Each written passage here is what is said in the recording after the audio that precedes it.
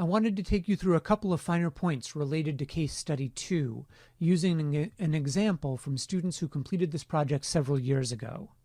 This is page 1 of their transcription error form. You'll notice how it has each word that was said on a separate line, even though the utterances were produced as full phrases. For example, this first phrase here is, "Lady says to throw it on the ground." This sample was collected while playing a version of Simon Says, but their target was "ol," hence "lady says." You can see that the target transcription appears in the second column, and the child's production appears a couple of columns over. I won't go into detail about the error patterns, but you can see where they're listed over in the final column, and you'll note that at times these students have identified more than one pattern applying to a given form. Where I really want to focus your attention is down a bit, right here, where the target is, and then put it all the way up. Here's the child's production. Notice the first word transcribed here as a nasalized "ah." This seems like it would be an error, since the word "and" clearly has consonants at the end of it. But notice that the error pattern column does not identify any error here. Why is that? It's because the word "and" does not appear in isolation. It's part of the phrase "and then." It's quite common in conversational speech to omit certain consonants when speaking rapidly. I know that when I say the phrase "and then," I rarely produce the consonants at the end of the word "and." I move right on to the interdental fricative at the beginning of the word "then." The "d" in particular is gone. And what about the "n"? Well, I can tell that my tongue doesn't touch the alveolar ridge, but I also hear a distinct nasal quality to the phrase. What typically happens in a phrase like this is that the consonant is omitted, but the preceding vowel retains its nasalization. It's as though that consonant left behind a trace, just to let the world know that it really was there. So it is in no way an error to produce the phrase the way that this kid has produced it, even though when we write it out one word per line, it might be tempting to think of it as an error. So how do you keep all this straight? These students decided to represent the typical production in the target transcription. You see how their adult form also just has the nasalized vowel? That way, when they compare the child's production to the target, there is no apparent difference, and they're not tempted to view it as an error. Another way to do this would have been to write the full adult transcription of "and," but as you do the analysis, to recognize that in the flow of conversational speech, it's perfectly okay to not have produced the "n" or the "d." Oh, and by the way, if you're wondering how long the transcription error form might be, in this case, for these students, this is page 1 of their transcription error form out of 11. One other situation frequently arises at word boundaries in part 2 of the case study. Say you have a kid who says something like "black car." Now we know that the first word ends with a "k" and the second word begins with a "k," and that typically a person will say only one of those "k's," as in this transcription. But when you put the words on separate lines, and there's only one "k," it's tempting to look at this as an example of final consonant deletion.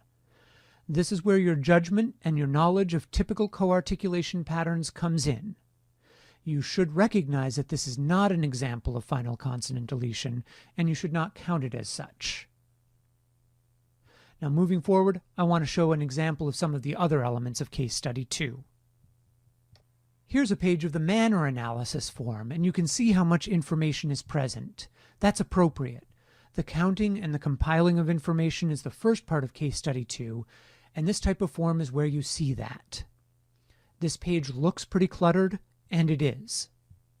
The next step is to sort through this clutter to extract the important patterns. In this example, you can see that in the fricatives row, there are lots of errors listed. When these students broke out fricatives by different word positions, though, they found that for this child, different substitution patterns existed based on word position. In initial position, fricatives were often being substituted with other fricatives, while in final position, fricatives were more likely to be stopped. This despite the fact that the overall accuracy rate of fricatives in initial and final position is essentially identical at 5.67% correct for initial position and 7% correct for final position. This information then gets compiled into the error pattern analysis form, where you can see that stopping occurred about 45% of the time overall. These students made a very nice table of initial, medial, and final position to go a bit deeper into the patterns of stopping, and this analysis shows that there are many more fricatives in final position that are stopped than there are in other word positions. The last thing on this page to highlight is that the students chose to use glottal replacement as a frequent error pattern. Now, technically, this pattern shows up on the idiosyncratic error forms, and they could have left it there. By highlighting it on this form, though, they indicate that they feel that this is a particularly important pattern in this child's speech, and I think that's a good analysis. The final form I want to show is the speech framework, in which all of the patterns that you have exhaustively analyzed get pulled together into an overall picture of the client's speech sound system. You can see that this child has a robust phonetic inventory, as shown in the independent analysis, although there are no rhotics present.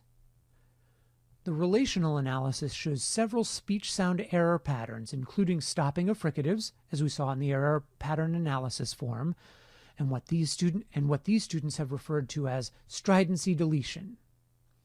This was their choice for how to categorize such errors as H for S, as in head for said.